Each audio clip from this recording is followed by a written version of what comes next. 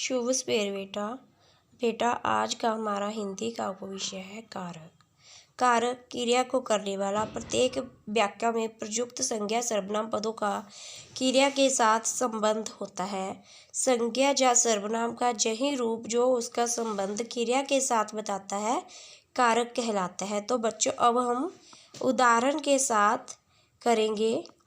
जैसे महेश ने कहानी सुनाई, गीता चित्र बनाती है, प्रेरणा ब्रश से रंग करती है, मनोज का भाई नटखट है। तो बेटा इसमें संज्ञा के साथ कोई ना कोई क्रिया है जिसका संबंध क्या है, संज्ञा पदों से है। तो इसके बाद बेटा हम करेंगे, ठीक है बेटा।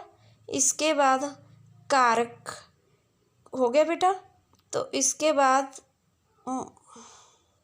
कारक की परिभाषा, संज्ञा तथा सर्वनाम के जिस रूप से उसका संबंध क्रिया के साथ जाना जाता है उसे कारक कहते हैं।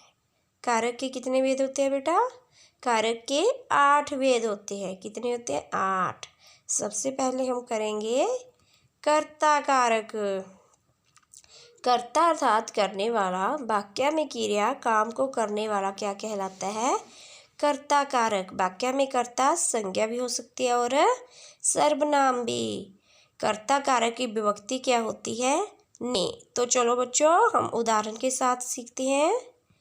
नंबर 1, गीता ने गाना गाया, जहाँ ने शब्द का प्रयोग हुआ। मोनिका अब पढ़ेगी। मनोज ने खाना खा लिया, महेश सो रहा है। जहाँ हमें यह पता लग रहा है कि क्रिया करने वाले सब क्या है? संज्ञा है। जहाँ 2 में ने का प्रयोग हुआ है और 2 वाक्यों में ने का प्रयोग नहीं हुआ। समझ आया बेटा? कर्ता कारक में ज़्यादातर ने का प्रयोग होता है लेकिन कभी कभी नहीं भी होता। तो इसके बाद हम क्या करेंगे बेटा? कर्म कारक। कर्म कारक में क्या है? जब वाक्य की क्रिया का फल जिस संज्ञा पर पड़ता है उसे कर्म कारक कहते हैं। जैसे कर्म कारक की विभक्ति को है। जैसे कर्ता कारक की ने थी तो कर्म कारक की क्या है? को। उदाहरण है इसके, गीता समाचार पढ़ती है, मनीष ने मौज को पुस्तक दी। तो जहाँ किस पर प्रभाव पड़ रहा है बेटा? समाचार पर और मनोज पर। तो यह क्या है? कर्म कारक। इसके बाद है बेटा करण कारक। करण।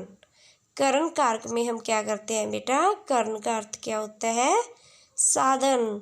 तो जिस साधन द्वारा क्रिया की जाती है उसे क्या कहते हैं? करण कारक। तो बेटा कर्ण कारक की विभक्ति क्या होती है? से और के द्वारा। मैं साइकिल से बाजार गया। आजकल ईमेल के द्वारा भी समाचार भेजे जाते हैं। इसमें पहले वाक्य में से और दूसरे वाक्य में के द्वारा का प्रयोग हुआ है। तो इससे हमें क्या पता चल गया कि उसने बाजार जाने के लिए साधन किसको बनाया? साइकिल को। और समाचार भेजने के लिए किसको बनाया? ईमेल को। इसके बाद आएगा बेटा संप्रदान कारक। संप्रदान कारक क्या होता है बेटा? वाक्य का कर्ता जिसके लिए कुछ काम करता है या जिसे कुछ देता है उसे क्या कहते हैं? संप्रदान कारक। तो चलो बेटा उदाहरण देखते हैं इसकी। इसकी उदाहरण क्या है बेटा? गीता ने अनीता के लिए उपहार खरीदा। तो भी किसके लिए उपहार खरीदा? अनीता के लिए।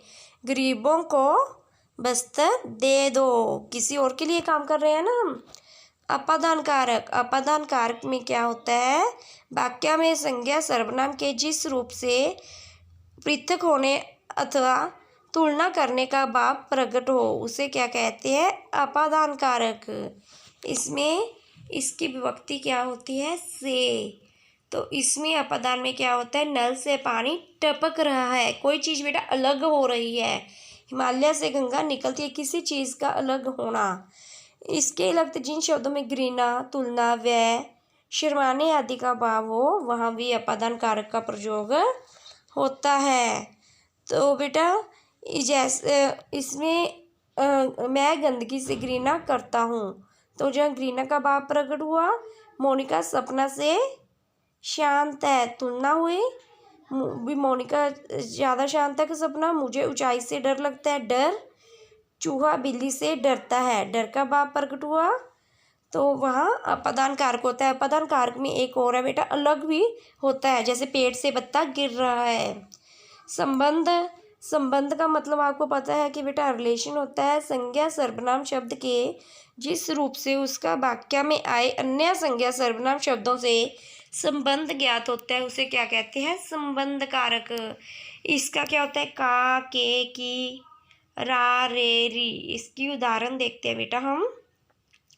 राजेंद्र का कॉलेज पास ही है, राजेंद्र का कॉलेज पास ही है। स्मृति के पिताजी अध्यापक है, सोहन की बहन स्मृति है। मेरा मित्र मुंबई में रहता है। सबका आपस में संबंध है ना, ठीक है।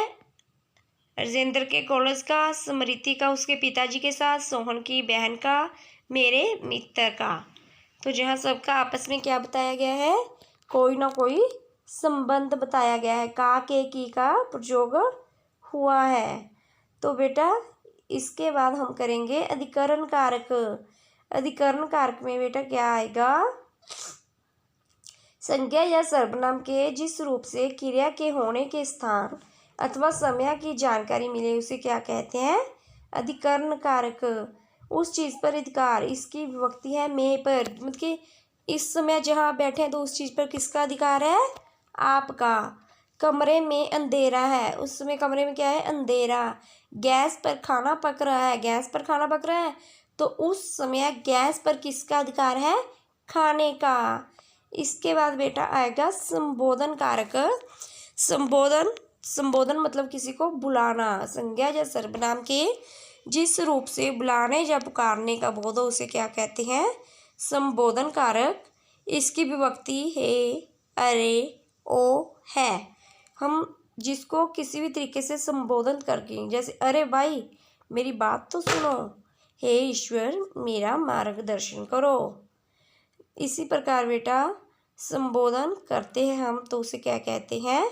संबोधन कारक। इसके बाद बेटा मैं कर्म कारक और संप्रदान कारक में आपको अंतर बता रही हूँ। क्यों बता रही हूँ? क्योंकि दोनों में किसका प्रयोग होता है? को का। संप्रदान में भी और कर्म कारक में भी। कर्म कारक में क्रिया का फल कर्म पर पड़ता है, परंतु संप्रदान कारक में देने का भाव है, हम किसी को कुछ देते हैं। जैसे कर्म कारक में दिलीप को जानवर अच्छे लगते हैं, दोनों में को आता है इसलिए बता रही हूँ। दिलीप को जानवर अच्छे लगते हैं तो जानवरों पर प्रभाव है। अनुज को पानी दो, किसी दूसरे को चीज़ दे रही हैं तो संप्रदान कारक। समझ आया बेटा? जहाँ किसी पर प्रभाव पड़े कर्म कारक, अगर हम किसी दूसरे को चीज़ देते हैं, भिखारी को भिक्षा दो, तो संप्रदान कारक। समझ आया बेटा? जे मैंने अंतर क्यों बताया? क्योंकि दोनों में किसका प्रयोग होता है? को का। इसी प्रकार मैं बता रही हूँ करण और अपादान में अंतर। इसमें अंतर क्यों है बेटा? क्योंकि दोनों में से का प्रयोग होता है। जो दोनों क्वेश्चन, दोनों प्रश्न बहुत इंपॉर्टेंट है बेटा। कर्ण कारक तथा अपादान में दोनों में से का प्रयोग होता है।